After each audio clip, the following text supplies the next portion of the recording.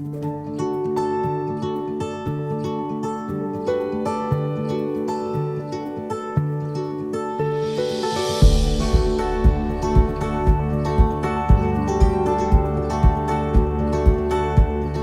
et messieurs, chers amis, chers confrères, chères consoeurs, il ne vous aura pas échappé que la séance mensuelle de janvier de l'Académie Lorraine des Sciences, c'est-à-dire la première de l'année civile, est placée au plus tard 2 semaines après le Nouvel An. Je suis donc dans les temps pour vous souhaiter une excellente année 2022, une année qui, je l'espère, améliorera ou conservera votre santé, tout en vous permettant d'aller au bout de vos projets ou d'en former d'autres, une année aussi qui consolidera votre attachement à notre compagnie. Désormais, notre académie est à nouveau, et pour la 3e année consécutive, en position défensive vis-à-vis des avanies que nous fait subir la pandémie de Covid-19. Comme vous avez pu le lire dans les messages qui vous ont été adressés ces jours derniers, nous avons dû prendre des mesures conservatoires pour pallier à l'indisponibilité de notre amphithéâtre au Muséum Aquarium de Nancy, autant que pour limiter les risques de contagion parmi nous. C'est la raison pour laquelle nous nous retrouvons ce soir par écran interposé, grâce à la session Zoom que Jean-Claude Derniam a dû organiser en urgence. À nouveau, l'Assemblée générale du 22 janvier prochain se tiendra pour l'essentiel sur Zoom, en parallèle de la réunion organisée au Conseil des départements et dont l'assistance sera restreinte. Vous aurez bientôt sur votre ordinateur des instructions qui conviennent pour participer à cette Assemblée générale. Les moments amicaux, les verres de l'amitié, les déjeuners et j'en passe, sont remis aux jours meilleurs qui tardent tant à venir. Alors, sans plus attendre, je voudrais remercier les intervenants de ce soir qui ont accepté de maintenir leurs interventions malgré la distance qui nous sépare. Nous écouterons d'abord Marc Siamana, sociétaire de l'ALS, qui nous parlera de la lumière, source d'intelligence. Nous recevrons ensuite, en tant que sociétaire de notre compagnie, Michel Juret, conservatrice de musée et spécialiste du célèbre égyptologue Étienne Drioton. Enfin, Cécile Dubois-Bourreau, économiste et professeure de l'Université de Lorraine, nous entretiendra des répercussions qu'auront les mesures gouvernementales sur le système de protection sociale et leurs conséquences économiques. Je vous prie, Madame Bourreau, de bien vouloir nous pardonner d'avoir mal orthographié votre prénom et même votre nom, en dépit de sa simplicité. Je vais donc conserver la parole, tout d'abord pour présenter le premier orateur de ce soir. Et je voudrais à nouveau vous remercier d'être nombreux, malgré les circonstances, à participer à cette première séance de l'année 2022. Alors, Monsieur Marc Siamana est professeur à Centrale Supélec Metz et titulaire de la chaîne photonique de cette institution. Il est également professeur à l'Institut des technologies de Georgia Tech à Atlanta, aux États-Unis. Il effectue sa recherche au sein du laboratoire Helmholtz de l'Université de Lorraine à Metz. Par ailleurs, vice-président de Metz Métropole, il est adjoint au maire de Metz et membre de l'Office parlementaire d'évaluation des choix scientifiques et technologiques. Il a rejoint l'ALS en qualité de sociétaire en décembre 2020. J'espérais lui remettre, à l'occasion de sa présence ce soir, l'épinglette de notre académie, mais c'est à nouveau remis à une date ultérieure. Alors, Marc présente un profil de physicien spécialiste des lasers et de l'encodage de l'information dans des systèmes lumineux. Son parcours, classique mais brillant pour son âge, est conforté par un nombre significatif d'activités au plan international. Il est membre de plusieurs comités de programme, organisateur ou co-organisateur de réunions thématiques. qui atteste d'une reconnaissance certaine à l'étranger. Il est l'auteur d'une centaine de publications, de nombreuses conférences invitées, et il est titulaire de quelques grands prix internationaux de qualité. Je lui suis reconnaissant d'avoir accepté de nous présenter ce soir sa communication intitulée « La lumière, source de l'intelligence ». Et Marc, si vous êtes prêts, voilà, c'est parfait. Je vous en prie, allez-y. Et merci beaucoup pour cette introduction qui m'honore vraiment et de vous voir si nombreux et j'espère surtout en forme avec cette pandémie. Alors, vous m'avez donné un défi que je vais essayer de relever, c'est d'expliquer l'essentiel des choses en 15 minutes. Moi qui parle beaucoup, pour ceux qui me connaissent, ça va être très compliqué, mais n'hésitez pas à m'arrêter. Alors, d'autant plus qu'on peut aller beaucoup plus loin de ce que je vous ai montré, je serais ravi de vous donner des éléments par ailleurs. Alors, comme vous l'avez dit, donc, je dirige une structure originale qui s'est créée en 2017 suite à l'Année internationale de la lumière en France. Et j'étais très déçu comme scientifique de ne pas voir d'action structurante en France pour défendre le sujet de la lumière. Et donc, on a créé la seule chaire qui existe aujourd'hui en France qui est dédiée au sujet, qui s'appelle la chaire de photonique ici à Metz. Et je peux vous annoncer, puisque c'est désormais officiel depuis le 10 décembre, pardon, que probablement donc on créera à Metz également, et n'hésitez pas à m'écrire pour qu'on en parle, le premier institut de France qui est dédié aux sciences et technologies de la lumière, qui devrait être un projet fédérateur au niveau de la région Grand Est. Alors, je voulais vous parler d'intelligence. Alors, c'est toujours très ambitieux de vous parler d'intelligence. Alors, souvent, quand c'est comme ça, j'essaie de me réfugier derrière ce que d'autres en ont dit. Et en l'occurrence, ici, vous voyez un grand scientifique qui a essayé de travailler sur le sujet de l'intelligence et qui en ressort une définition qui me convient bien, qui est finalement que l'intelligence est la faculté de résoudre des problèmes pour produire des biens, et ces biens ont par ailleurs de la valeur. Alors, c'est important qu'on revienne à ce genre de concept, parce que, comme vous le savez, la lumière et l'intelligence, ce n'est pas forcément deux notions que vous auriez envie de mettre ensemble. Pourtant, la lumière est capable, en effet, de résoudre des problèmes et en ce faisant, de produire des biens qui ont de la valeur. Alors, la lumière, pour beaucoup d'entre vous, c'est ce qui nous éclaire, mais pour les scientifiques et notamment les physiciens, la lumière a ces particularités que seul Emmanuel Macron a été capable d'inventer, qui est en même temps, en politique et ici en physique, qui est la capacité en fait d'un système physique lumineux d'être à la fois une onde et une particule.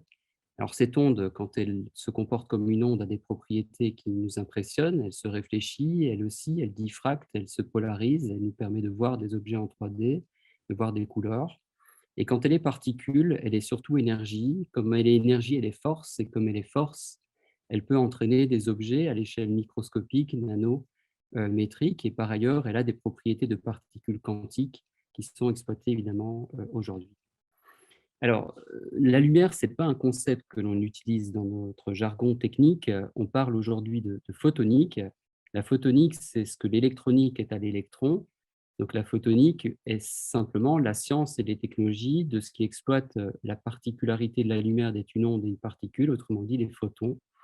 Et pour votre information, l'adjectif photonique, c'est-à-dire relatif aux photons, est une invention française qui date de 1926 dans le compte-rendu de l'Académie des sciences. Donc, l'adjectif photonique est apparu d'abord en français et ensuite a été traduit donc en anglais.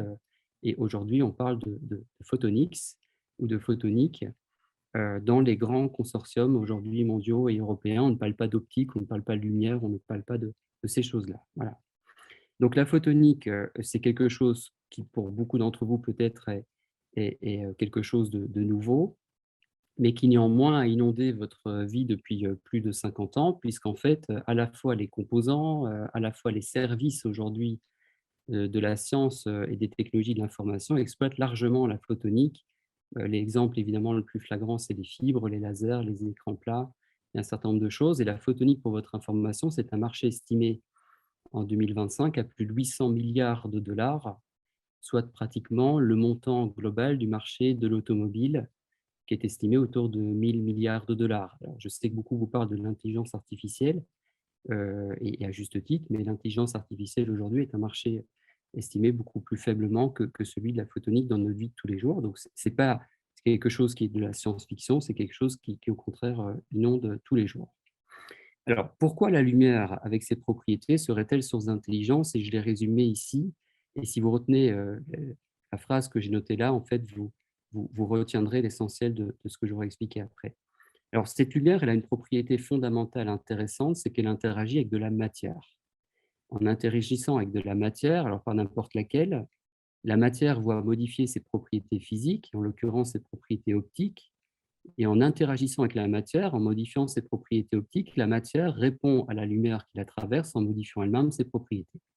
Et c'est ce phénomène-là, c'est ce qu'on appelle, nous, dans notre jargon, l'interaction lumière-matière, qui est en fait source d'intelligence. Alors, je vais vous donner 3 enjeux que notre équipe a adressés ces dernières années avec 3 exemples du coup, de création d'intelligence à partir de la lumière. Alors, le premier enjeu, il est fondamental. Il s'agit des télécommunications optiques. Alors, quand vous voyez un grand réseau de télécoms, vous y voyez évidemment des usagers des fibres, mais n'oubliez jamais, par exemple, que toutes les télécommunications radio aujourd'hui et demain dans la 5G circulent entre des stations de base, mais aussi des connexions fibrées à terme. Donc en fait, la fibre est le vecteur principal de transmission d'informations dans le monde depuis les années 70. Et dans cette fibre circule de la lumière à plus de 300 000 km par seconde, autrement dit extrêmement vite. Et pour n'importe qui a étudié les télécoms, il y a une chose fondamentale en télécom, qui est de savoir comment on prend un message et l'envoie au destinataire. Cette fonction-là, elle est réalisée par ce qu'on appelle du routage. Et comme la lumière va tellement vite, ce routage peut évidemment ne pas être fait à l'échelle optique, et dès lors, il est fait à l'échelle électronique dans ce qu'on appelle des routeurs. Et ces routeurs sont l'élément essentiel de consommation d'énergie des télécommunications aujourd'hui. Donc, si on veut sauvegarder, si vous voulez, l'énergie de la planète tout en augmentant vos besoins d'information, il faut qu'on résolve une question: comment est-on capable de transporter un message d'un destinataire à l'autre sans router l'information à l'échelle électronique, mais à l'échelle optique? Et pour ce faire, il faudrait qu'on ralentisse la lumière pour être capable de lire, si vous voulez, l'étiquette du destinataire. Parce qu'évidemment, 300 000 km par seconde, c'est compliqué. Donc la question fondamentale qui est posée en termes d'intelligence, c'est est-ce que la lumière est capable de se ralentir? Et alors la réponse est oui, et vous le voyez tous les jours sans le savoir, puisque quand la lumière réfléchit sur une surface qui n'est pas faite de la même matière, cette matière modifie ce qu'on appelle l'indice de réfraction. Et l'indice de réfraction, c'est la propriété qui donne la vitesse de la lumière. Alors, dans l'air, cet indice vaut 1, donc la vitesse est 300 000 km par seconde. Dans l'eau, par exemple, l'indice de réfraction est légèrement plus élevé et la vitesse dans l'eau de la lumière est 3 fois plus basse que la vitesse dans l'air. Donc, sans le savoir, en fait, quand une lumière se réfléchit à la surface de l'eau, dans l'eau, elle va 3 fois moins vite. Vous allez me dire 3 fois moins vite de 300 000 km par seconde, c'est toujours trop vite. Et donc, on aimerait aller beaucoup plus lentement que cela. Et là arrive une autre propriété fondamentale, sans faire trop de maths, qui est que la lumière, la chance que vous avez, c'est que la lumière qui circule dans une fibre optique n'est pas faite d'une seule fréquence, mais de centaines de fréquences disponibles. Donc cette onde n'est pas monochromatique, comme on le dit. Et simplement, vous voyez ici, si je somme 2 sinusoïdes qui n'ont pas tout à fait la même fréquence, le signal global, en fait, quand vous le regardez bien, la somme des deux, est affectée de 2 vitesses. Il y en a une qui est la vitesse de la crête, ce qu'on appelle nous la vitesse de phase, et une qui serait la vitesse de l'enveloppe du paquet d'ondes que l'on a créé, qui est ce qu'on appelle la vitesse de groupe. Et la chance de la physique, c'est que la vitesse de phase, elle, est à 300 000 km par seconde, et la vitesse de groupe en vert est affectée par l'équation que vous voyez. Et sans faire trop de maths, vous voyez que ce qui était l'indice de réfraction tout à l'heure, le n, se voit affecté d'un terme supplémentaire qui est dû à la matière, qui est une dérivée, et qui va faire en sorte que la vitesse de groupe, donc du paquet d'ondes, peut être beaucoup, beaucoup, beaucoup plus bas que la vitesse de la lumière. Donc on est capable de ralentir la lumière aujourd'hui grâce à la matière. Et à quel point, parce que la question que vous me posez, c'est gagne-t-on un facteur 2, un facteur 3, un facteur 10? Et figurez-vous qu'on gagne un facteur beaucoup plus impressionnant, et ceci est une expérience de notre équipe. En fait, on a fait traverser une impulsion de lumière de quelques millisecondes, et nous sommes en train de publier un article de quelques nanosecondes. Donc aujourd'hui, on est capable de le faire à l'échelle des télécoms. Et cette lumière a traversé un élément de matière très particulier qui a été développé par nos soins. Et l'impulsion lumineuse s'est décalée, vous voyez en rouge, dans le matériau. Autrement dit, si évidemment l'impulsion sortie s'est décalée d'autant, on peut estimer, si vous voulez, le temps qu'elle a mis cette impulsion pour voyager dans la matière. et donc sa vitesse. Et on en a déduit que la vitesse de l'impulsion dans la matière était de 4,2 mètres par seconde, autrement dit 10 milliards de fois plus lentement que la propagation de la lumière dans le vide. Alors, le chiffre que vous voyez là, pour votre information, c'est la lumière voyage à la vitesse d'une tortue, c'est à peu près ça, et c'est le deuxième meilleur résultat dans le monde. Voilà. Le meilleur résultat dans le monde a été atteint autour du centimètre par seconde dans une équipe anglaise. Alors, ce sujet, le ralentissement de la lumière, est l'objet de plusieurs tentatives de prix Nobel de physique. Nous ne l'aurons probablement pas parce que ce ne sommes pas les premiers, mais en tout cas, l'équipe Messine a un des résultats les plus impressionnants. Et aujourd'hui, nous sommes capables de le faire à l'échelle des nanosecondes, autrement dit d'impulsions qui circulent aujourd'hui dans votre fibre optique. Donc, on est capable de ralentir la lumière, pratiquement de la stopper, et donc de la lire, cette information lumineuse. Et évidemment, ça, c'est une impulsion, c'est un bit d'information. On est capable de faire ça pour des paquets d'impulsions et de les ralentir tous ensemble. Alors, enjeu numéro 1, l'énergie dans les télécoms. Source d'intelligence, ralentir. Enjeu numéro 2, la sécurisation de l'information. J'ai vu qu'il y avait Jean-Yves Marion dans les invités, il vous dira ça mieux que moi, que les algorithmes de cryptage sont évidemment faillibles, comme tout logiciel roman l'est, et que je fais partie de ceux qui pensent que la solution du cryptage infaillible, si tant est que ça existe, est probablement physique. Et dans les solutions physiques, probablement que la photonique est la meilleure solution pour que la solution de cryptage soit physique, parce qu'elle est développée aujourd'hui et depuis plus de 50 ans. Alors, la lumière, figurez-vous, est une source de clés physique qui est aujourd'hui la source de clés physique la plus rapide du monde.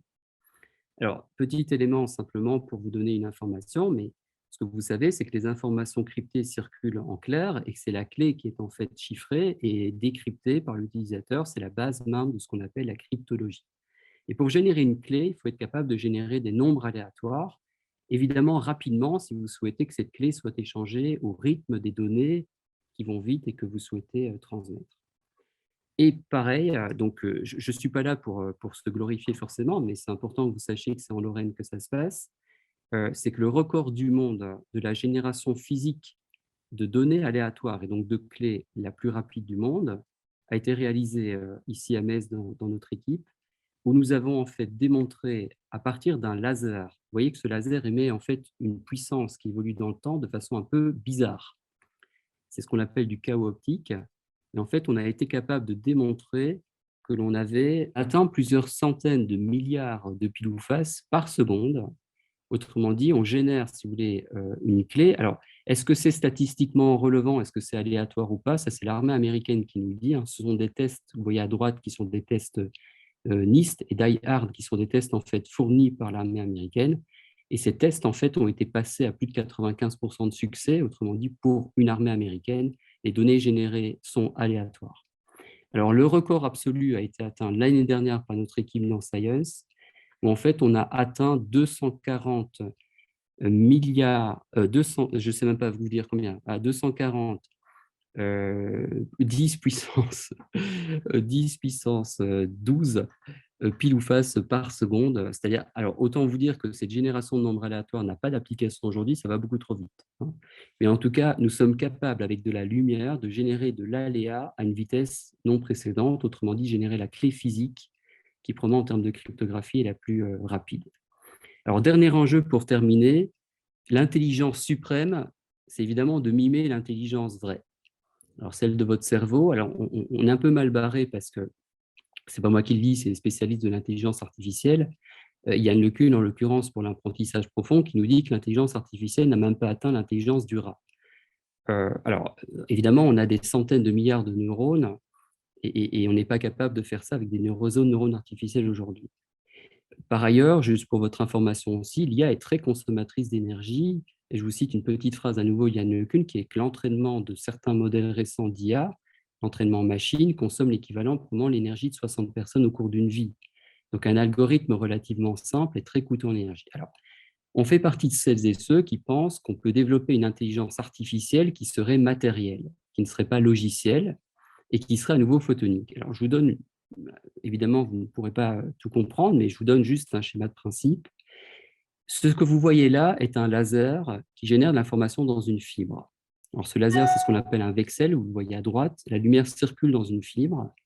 Et figurez-vous qu'on a démontré physiquement que le long de cette fibre optique qui fait quelques kilomètres se trouvent 400 neurones physiques. Et ces 400 neurones physiques sont connectés, tout comme sont connectés vos neurones dans votre cerveau. Alors évidemment, 400 neurones, ce n'est pas beaucoup par rapport à ce qu'il y a dans votre vrai cerveau, mais sur Terre, vous avez 400 neurones, et ces 400 neurones ont été capables en fait de générer de l'intelligence artificielle pour résoudre des problèmes complexes. Alors, on a résolu plusieurs problèmes complexes, et là, je vous en donne un que j'ai toujours trouvé fascinant et qui est assez drôle, qui est qu'en fait, on a réussi avec ce système à l'entraîner pour prédire l'avenir, et l'avenir le plus incertain, c'est-à-dire le chaos. Alors, vous savez que le climat est chaotique, par exemple, autrement dit, c'est pour ça que vous ne pouvez pas prédire le temps de demain, et on a réussi en fait à faire absorber à notre laser des séquences de données qui sont chaotiques, autrement dit imprévisibles pour n'importe lequel d'entre vous, et ce laser bien entraîné a été capable de rejouer une séquence où il prédisait le point suivant. C'est ce qu'on appelle une prédiction de série temporelle. Ça fait partie des tâches relativement complexes pour des ordinateurs. Et nous l'avons résolu avec une consommation énergétique de moins de quelques microwatts. Et tout ça purement optiquement. Les informations sont dans le monde électrique.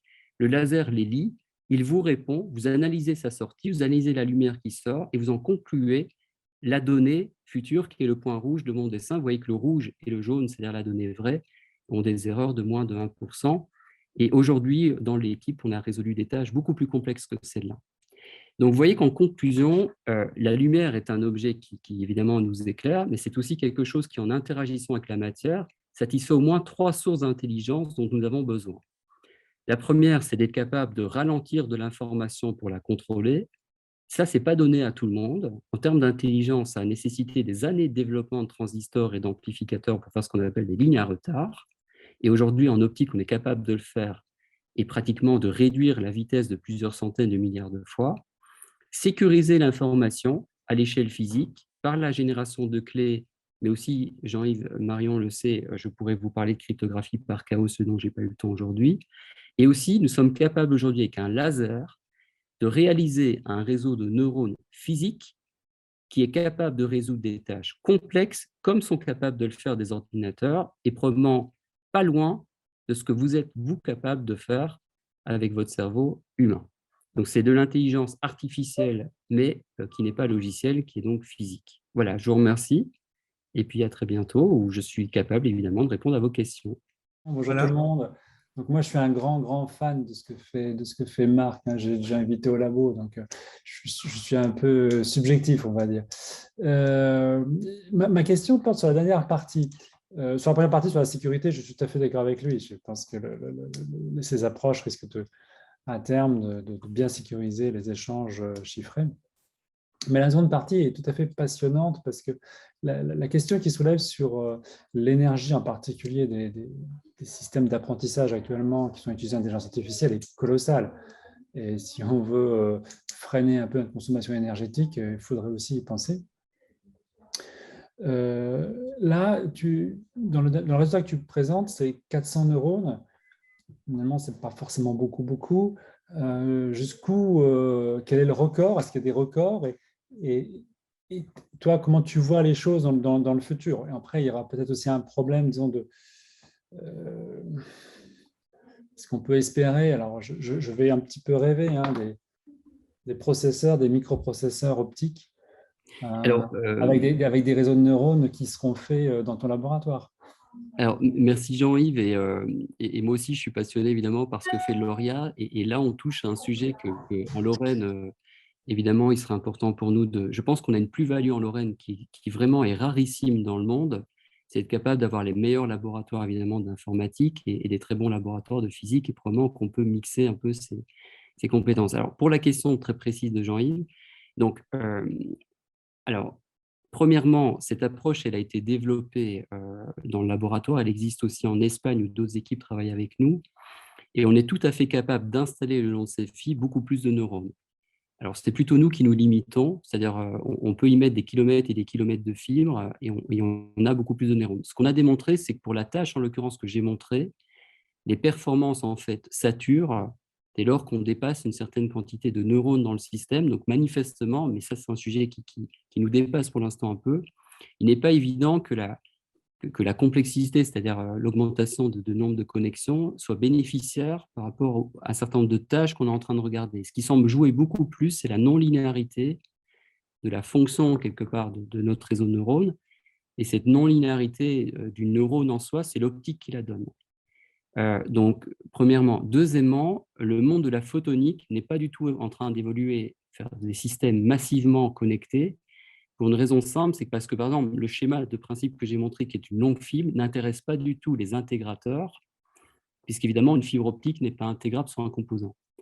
Donc, du coup, on est plutôt en train de se demander quel serait l'optimal, quelque part, de la cellule en termes de neurones. Figure-toi, et c'est curieux, mais on n'a pas réussi à le publier, qu'autrement, on est le seul groupe qui a démontré qu'on peut installer ce même schéma sur un système CMOS avec en fait une ligne à retard, en jouant en fait sur une propriété un peu particulière, c'est qu'on ferait faire à la lumière non pas un aller-retour dans la fibre, mais plusieurs allers-retours. Donc en fait, on peut imaginer que la fibre soit beaucoup plus courte, quelques micromètres, ça c'est intégrable sur une puce, et de faire jouer à la lumière plusieurs fois le tour, et qu'en fait on chope les neurones un peu au passage. Donc on a réussi à faire ça, mais ça n'est ni réalisé, ni publiable on travaillait avec IMEC à Gand, mais personne en fait ne veut faire le composant qu'on a imaginé. Voilà. Mais en tout cas, par rapport à ta question, donc, là, il y a une vraie question essentielle sur laquelle peut-être les spécialistes doivent nous éclairer. C'est quelle est quelque part la complexité nécessaire par rapport à des tâches données. Il y a plein d'autres choses qu'on ne comprend pas. Par exemple, il y a des tâches qui, pour certains, paraissent très simples logiquement et que nous, on n'arrive pas à résoudre avec un bon niveau de satisfaction. Et par contre, il y a des tâches qui semblent hyper compliquées à résoudre et que nous, en optique, on arrive à résoudre et que la comparaison de systèmes d'intelligence artificielle plus standard n'arrive pas à résoudre. Donc, si tu veux, il y a des tas de questions, et je ne parle même pas du débit, parce que, par exemple, le système qu'on t'a montré est capable en fait, de traiter les données à plusieurs gigabits par seconde. Il y a des tas de tâches utiles au quotidien, comme reconnaître, par exemple, un piéton qui traverserait la route, qui ne nécessite pas d'acquérir des images aussi vite.